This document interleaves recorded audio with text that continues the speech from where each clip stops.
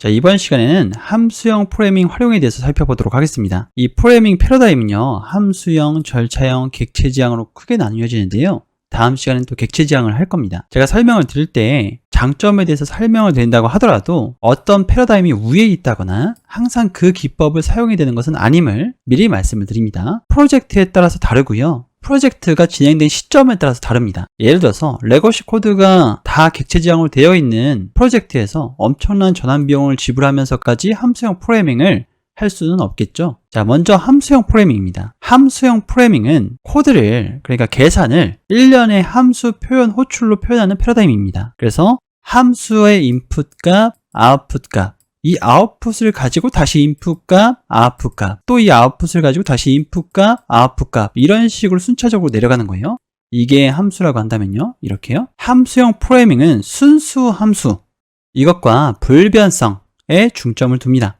자, 먼저 순수 함수란 무엇인지에 대해서 설명을 드릴 텐데요. 아시는 단어다 라고 한다면 스킵해 주세요. 순수 함수는요, 외부 변수를 참조하여 값을 생성해서는 안 됩니다. 그러니까 제가 여기다가 f라는 함수를 만드는데요, 외부 변수 1이라는 애가 있어요. 여기는 10이 들어가 있습니다. 그리고 return x를 입력받아서 x는 x 플러스 1 이렇게 하도록 할게요. 그리고 이 값을 리턴해 주도록 하겠습니다. 그러면 외부 변수의 도움을 받은 거죠. f에 10을 넣었어요. 자, 조금 더 이름을 명확하게 줘줄게요. add라고 하고요, a와 b라고 하도록 하겠습니다. 여기도 add라고 하고요, 10과 20을 넣을게요. 그럼 우리가 기대하는 값은 무엇인가요? 이것에 기대하는 값이요, 10과 20을 넣었으니까 두 개가 더해지기를 기대하겠죠. 근데 a 플러스 b 플러스 1 이렇게 된 거예요. 그러면 실행을 했을 때 40이 나오게 되잖아요. 외부의 값을 참조하게 되는 거죠. 여기 인풋 값에만 의존하지 않고 외부에 있는 요소가 수정할 수 있게 한다든지 아니면 참조하고 있다든지 이런 것들을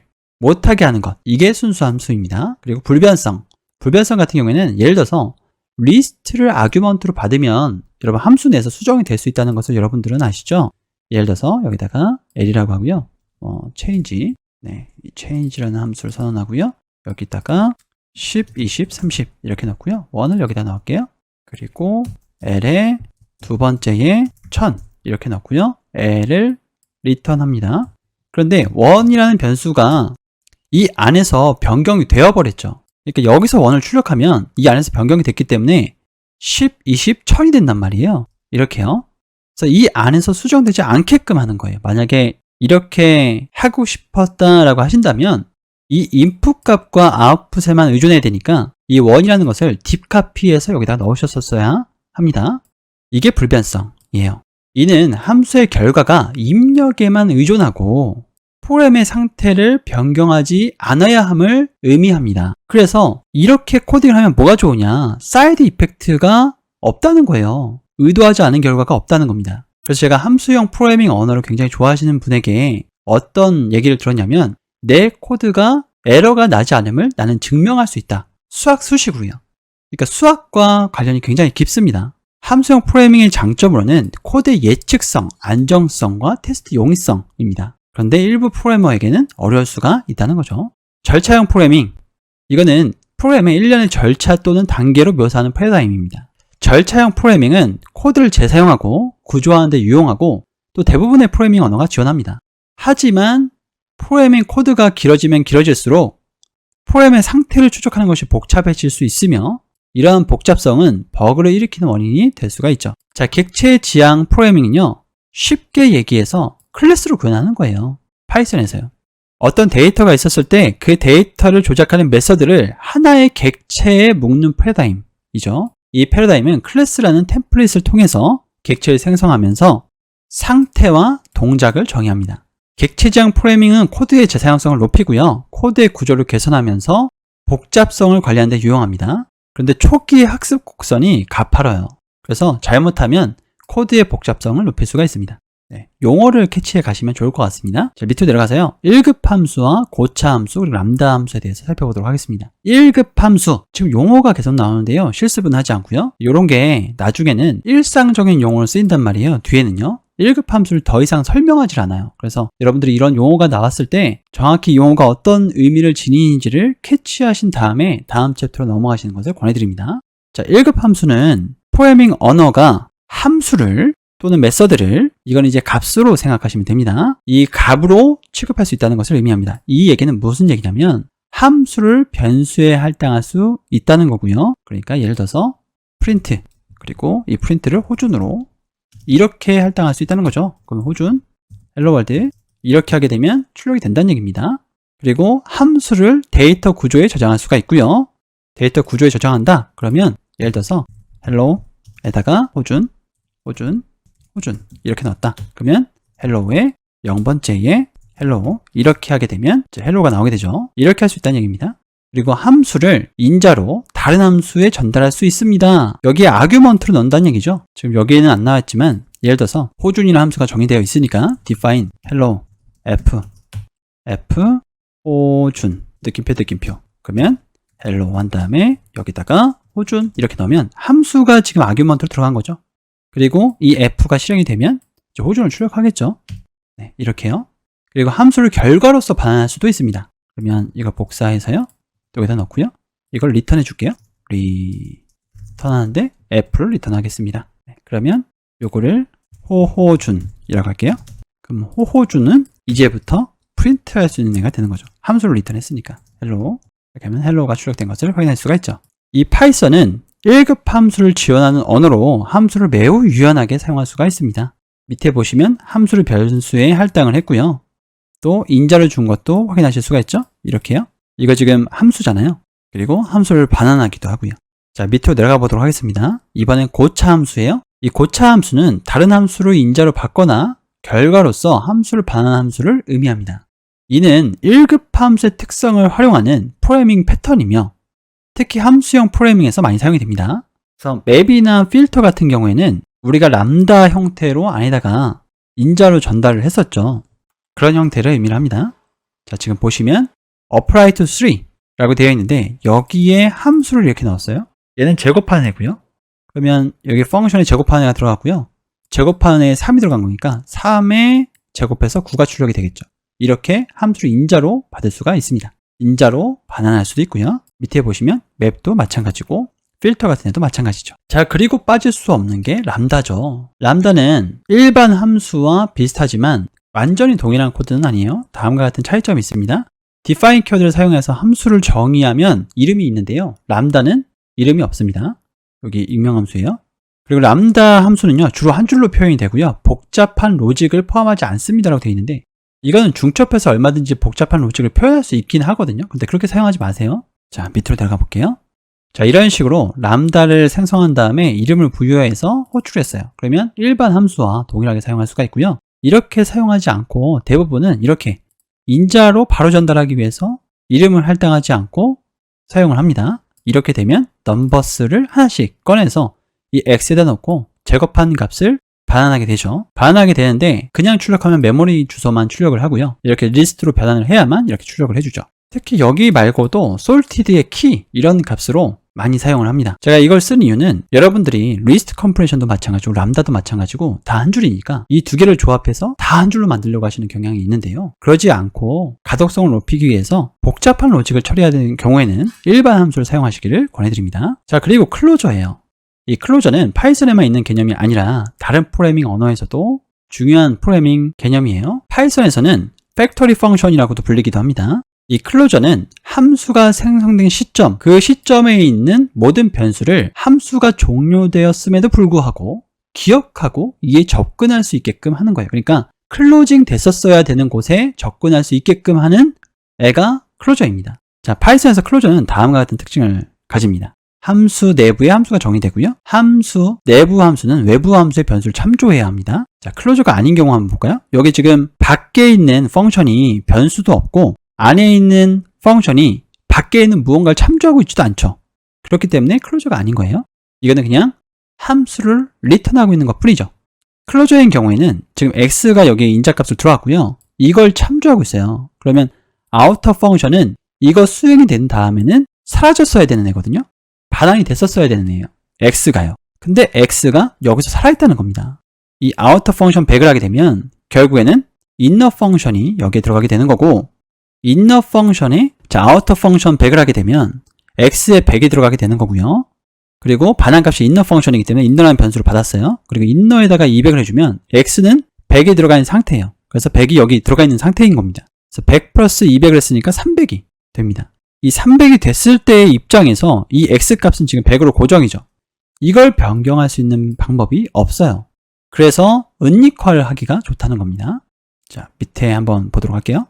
클로저의 활용, 데이터 은닉, 지연 바인딩, 또 함수형 프로그래밍과 데코레이터 같은 곳에서 쓸 수가 있습니다. 그래서 이 클로저를 아는 것이 이 데코레이터 같은 뒤에 나오는 개념들을 이해하는 것에서도 굉장히 중요하기 때문에 이걸 꼭 숙지하신 다음에 다음 챕터로 넘어가시는 것을 권해드립니다. 자, 데코레이터예요. 데코레이터는 최근에 도입된 건 줄 아시는 분들이 꽤나 있으신데요. 그렇지 않고요. 파이썬 2.4 버전에서 도입이 된 상당히 오래된 기능이에요. 아래 공식 문서에서 도입된 배경에 대해서 살펴보실 수가 있고요. 모든 기능에 대해서 항상 이런 공식 문서를 살펴보는 것은 권하지는 않습니다. 다만 왜 생겼는지 궁금하다 라는 것들을 좀 살펴보시면 좋을 것 같아요.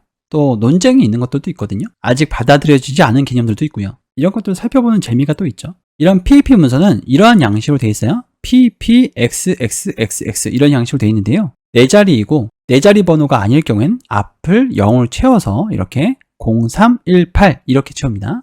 그리고 제한된 모든 PEP 문서는 0번째 문서에서 확인하실 수가 있어요. 여기 링크로 가시면 보실 수가 있습니다. 이건 업데이트되는 문서예요. 자, 이 데코레이터는 함수나 메서드의 추가 기능을 동적으로 부여할 때 사용을 합니다. 골뱅이 기호와 함께 사용이 되고요. 밑으로 한번 내려보도록 하겠습니다. 자, 데코레이터는 고차 함수입니다. 그래서 데코레이터는 하나의 함수로 인자를 받고 기능을 추가하거나 변경된 새로운 함수를 반환할 수가 있어요. 이거는 간단한 데코레이터의 예인데요. 한번 보도록 하겠습니다. 자, 그대로 복사해서요. 여기다 코드 넣고요. 붙여넣기 하도록 하겠습니다. 자, 그럼 헬로우를 호출하게 되면 이 심플 데코레이터의 이 펑션에는 이 헬로우가 들어간다는 거예요. 이렇게요. 이렇게 들어간다는 얘기입니다. 그러면 안에 있는 래퍼가 이 래퍼죠? 그래서 리턴 될 거고요. 이 래퍼가 리턴 되는데 지금 펑션, 그러니까 밖에 있는 펑션을 참조하고 있죠. 데코레이터는 결국에 클로저의 모습을 취하고 있죠. 이 헬로우라는 함수를 여기서 호출하고 있는 겁니다. 이 헬로우를 여기서 호출하고 있는 거예요. 이걸 실행하게 되면 어떻게 되느냐? 이런 형식으로 앞에 무언가 작업을 하게 되고 그리고 나를 호출하고 뒤에 무언가 호출을 하게 되고 또는 이게 꼭 이 펑션을 한 번만 호출할 필요는 없어요. 이렇게 3번 호출할게요. 그러면 3번 호출했죠? 그러니까 여기서 뭔가 함수의 기능을 변경시킬 수도 있고요. 아니면 앞에 선 작업을 할 수가 있고 뒤에 후 작업을 할 수도 있어요. 저는 이 데코레이터를 굉장히 자주 사용하는데 특히 데이터 분석에서 데이터 전처리할 때에도 이 데코레이터를 사용합니다. 앞에 무언가 선 작업을 해줄 수가 있으니까요. 그래서 예를 들어서 썸 같은 걸 한다. 그러면 1, 2, 3, 4 그리고 4가 문자열이었어요. 그럼 이거 되나요? 이거 일어나잖아요. 그런데 예를 들어서 골뱅이 전처리 이렇게 하게 되면 이 전처리를 위에다가 define해서 전처리 하고요. 이 썸이 여기로 들어가게 되는 거죠. 그리고 여기 들어가는 인자값을 이 함수가 실행되기 전에 무언가 선작업을 해줄 수가 있어요. 예시를 보여드리는 게 좋을 것 같아서 코드를 작성해 봤습니다. 위에서 작성했었던 심플 데코레이터는 그대로 가지고 왔고요. 여기서 중요한 점은 여기에요. 안에 있는 데이터들을 전부 다 int형으로 바꾸고 있죠. 그리고 그걸 리스트로 만들어서 반환해주고 있습니다. 사실 요건 없어도 됩니다. 자, 그리고 심플 데코레이터를 합 위에다가 이렇게 놓았고요. 그럼 합이 이 펑션이 되는 거고요. 여기서 전달하는 이 리스트는 여기로 전달이 되는 거죠. 여기로 전달이 돼서 int형으로 다 바뀌어서 이 합 펑션으로 들어가게 되는 거예요. 근데 이 합에서는 썸을 바로 리턴해주고 있죠. 자, 실행 한번 해보도록 하겠습니다. 자, 그럼 10이 실행되는 것을 확인하실 수가 있죠. 이렇게 활용할 수가 있다는 거예요. 자, 예를 들어서 서비스 같은 경우에 장고 예를 한번 들어보도록 할게요. 로그인을 한 사용자만 요걸 볼 수 있게 하겠다. 이렇게 코딩을 할 수도 있는 거예요.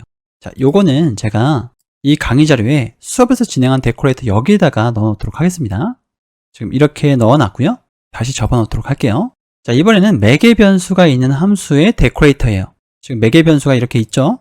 자, 그랬을 경우에 기존의 데코레이터를 사용하게 되면요. 이 30을 받을 new 펑션의 파라미터가 없기 때문에 에러가 납니다. 이렇게요. 그래서 이런 식으로 받아주셔야 됩니다. 자, 요거 그대로 복사해서요. 여기다 넣고요. 우리는 이미 여기서 위에서 사용을 해봤었죠. 여기서요. 이거를 argument라고 하지 않고 n이라고 할게요. 자, n, 여기 또 n 이렇게 하도록 하겠습니다. 그리고 나서 실행 한번 해보도록 하겠습니다. 자, 그러면 함수 시작 30, 함수 끝 이렇게 나오죠. 30이 입력된 것을 확인을 했죠. 지금 n에요. 그리고 펑션 n 들어갔으니까 30이 여기 들어갔고요. 30 곱하기 31 나누기 2 해서 결과값이 리절트에 저장이 됐고 지금 리턴을 하지 않았기 때문에 넌으로 나온 거죠. 이 리턴이 있는 데코레이터는 바로 뒤에서 진행을 합니다. 지금 리턴이 없기 때문에 리턴 넌이 출력이 된 거예요. 만약 이 플로우, 흐름이 이해가 되시지 않는다고 한다면 잠시 영상을 멈추시고 어떻게 진행되는 것인지 타이핑 한번 해보시길 권해드립니다. 지금 이 함수를 호출했는데 이 30이라는 값은 어디에 들어간 거예요? new 펑션의 n으로 들어가는 거죠. 이 함수에 직접적으로 n으로 들어가는 게 아닙니다. 자, 밑으로 들어가 보도록 하겠습니다. 함수가 어떤 형태의 인자를 사용하든 상관없이 사용할 수 있도록 하는 데코레이터를 붙이면 아래와 같은 형태로 사용해 주시면 됩니다. 자, 그리고 리턴 값이 있는 함수의 데코레이터인데요. 우리가 앞에서 리턴을 사용하지 않았죠. 여기서 리턴이 없었죠. 그런데 리턴을 이렇게 하게 되면 리절트 값을 출력할 수가 있어요. 그래서 여기서 주석을 한번 풀어보도록 하겠습니다. 이렇게요. 그러면 리절트에 1부터 30까지 더하는 값이 나오겠죠. 이렇게 465가 나오게 됩니다.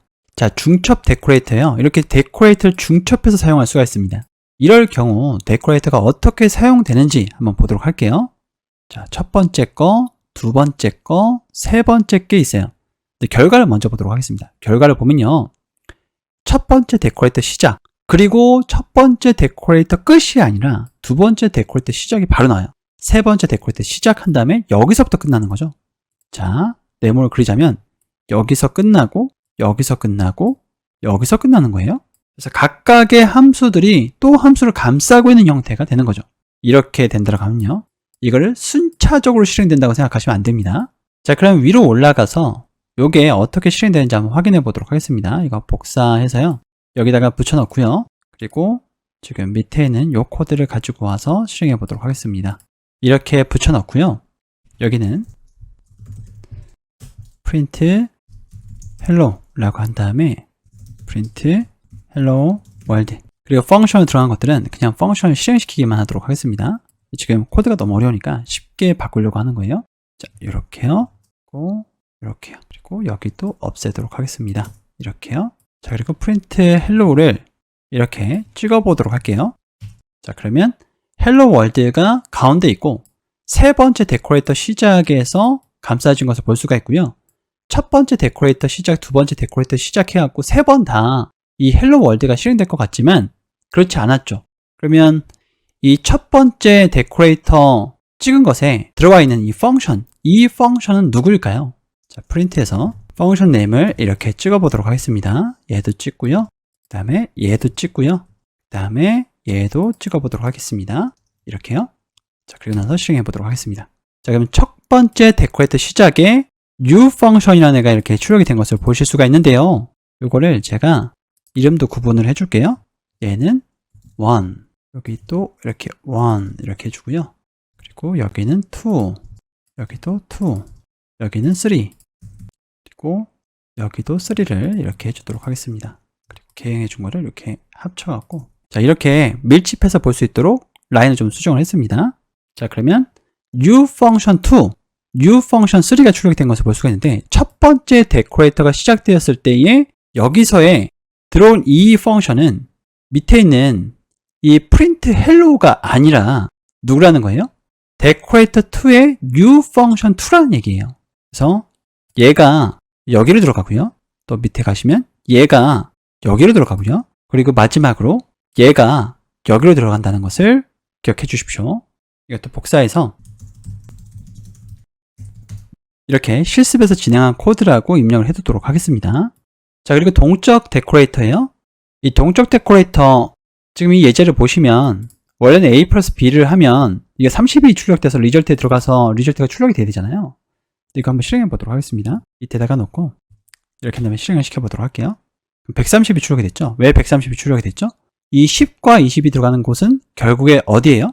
new 펑션의 아규먼트로 들어가는 거죠. 그리고 10과 20이 들어갔어요. 어쨌든 플러스예요. 그 리절트가 여기 들어갔고요. 리턴 되는 값은 그냥 리절트가 아니라 30에다가 100을 더해버린 거예요. 그래서 우리가 원하는 결과값과 다른 결과값이 나오게 됐죠. 자, 이렇게요. 그런데 함수의 결과에 100이 아닌 10, 20, 400, 1000 이런 것을 더하고 싶은 거예요. 그럴 때 어떻게 하느냐? 데코레이터에 밑으로 내려가 보도록 할게요. 이런 식으로 값을 넣는 거예요. 자, 위로 한번 올라가 보도록 하겠습니다. 이거를 복사해서 밑에 코드로 넣고요. 또 밑에 있는 코드를 복사해서 여기 밑에다가 이렇게 놓도록 할게요. 그러면 add에 10이 들어가고요. 지금 이 n을 여기서 사용하고 있죠. 이렇게 되면 어떤 형태인가요? 지금 클로저의 형태인 거죠. 자, 이렇게 해서 사용을 하게 되면 40이 출력되는 것을 확인할 수가 있습니다. 그러면 여기다가 만약에 1000을 더하고 싶었다. 그러면 1030이 출력되는 것을 볼 수가 있죠. 자, 데코레이터가 아직도 끝나지 않았습니다. 클래스형 데코레이터도 있어요. 여러분, 함수는요, 결국에 클래스죠. 그러니까 우리가 이런 플러스를 만들었다 라고 한다면 print type 플러스 이렇게 실행해 보면 클래스 펑션이잖아요. 이 펑션 같은 경우에는 클래스를 매직 메서드 콜로 만들게 되면 이렇게 소괄호로 호출할 수 있게 해주죠. 그렇기 때문에 앞에서 만들었던 디버그 이거를 클래스 형태로 선언을 해주고 init으로 펑션을 받게 한 다음에 셀프의 펑션에 펑션을 넣고요.